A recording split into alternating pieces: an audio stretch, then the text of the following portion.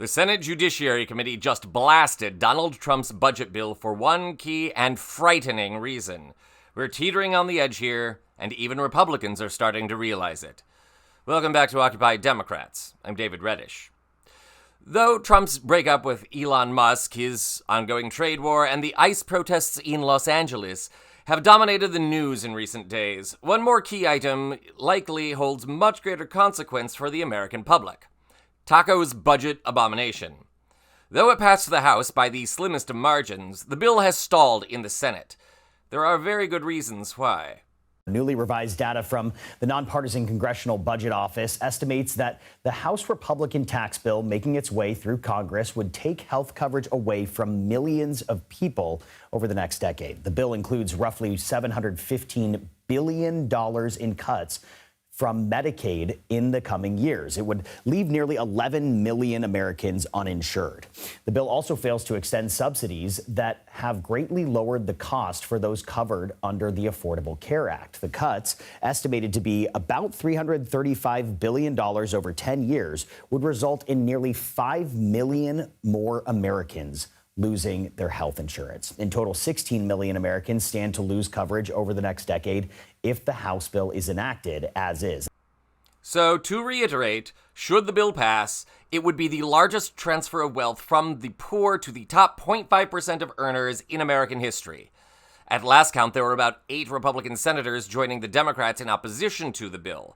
Trump can only afford to lose 3 and still have the bill pass with a tiebreaker vote in the Senate. Worse, even some House Republicans who voted for the bill, including Marjorie Taylor Greene of all people, have said they will vote no on any reconciliation package that passes the Senate. With the bill floundering, Trump and House Speaker Mike Johnson have renewed the push to pass it and used the anti-ICE protests in Los Angeles as a reason to do so. Well, the anti-ICE unrest in Los Angeles is not just getting attention from the White House. The state of California saying they are suing the Trump administration over what they call federalization of troops and sending them to their state.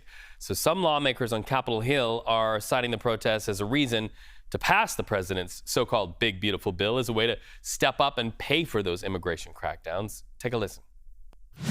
Rioters acting on the words of politicians like AOC and Hakeem Jeffries are trying to stop this effort by burning storefronts and endangering the lives of patriotic law enforcement officers. The contrast could not be any more clear. Time and time again, innocent, hardworking Americans have been harmed by the failed leadership of Democrat governors like Gavin Newsom. President Trump was absolutely right to send in the National Guard and to clean up for the governor's failures. My beautiful viewers, this is the definition of demagoguery. Making a dramatic show over an unrelated issue in order to consolidate power. And make no mistake, this bill is as much about consolidation of power as it is a budget. As you may recall, at present the bill contains a random provision that, if passed, would allow Trump to disregard any court ruling he doesn't agree with. It would be a massive crippling of checks and balances on executive power. That provision has caused all kinds of controversy in the Senate, and several senators have indicated they oppose it on that basis. And now, they just found another unlikely ally. Politico reporter Jordan Carney broke the story with this tweet earlier today. Check it out. Grassley tells me he had a meeting yesterday on House's contempt citation language tucked in a reconciliation bill. The House plan isn't birdable, and at very least provision will have to be modified. Adds he didn't hear a decision in the meeting about what will happen. So the Byrd Rule, as Grassley refers to it there, is a long-standing requirement that any element of a budget bill in the Senate must be primarily related to the budget in order to be eligible to pass under reconciliation rules.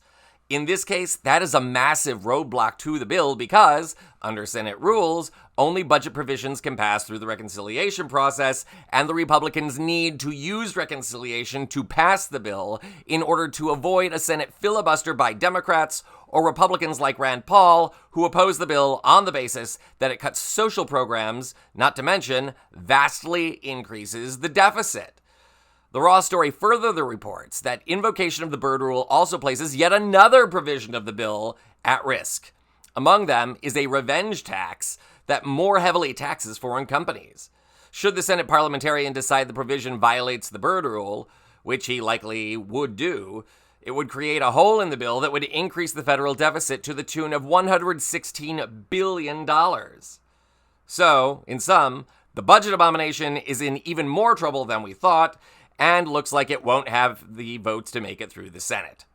Trump and Mike Johnson have set the 4th of July as a symbolic date by which the bill must pass, but in more practical terms, it actually needs to pass by the end of August. That's when the current budget runs out, and should no budget pass by then, the government will be forced to shut down. So in other words, a lot can happen between now and then. But here's the bigger question. With the clock ticking, at what point will Johnson and Trump realize they can't pass the bill as a single package? To avoid a government shutdown, Johnson will likely have to break the big, beautiful bill up into smaller packages to get something passed.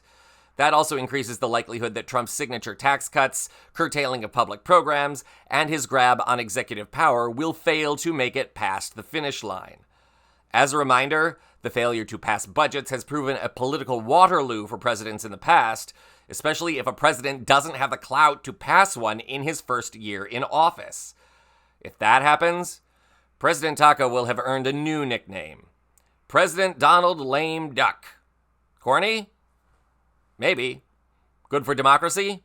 Absolutely. This is Occupy Democrats.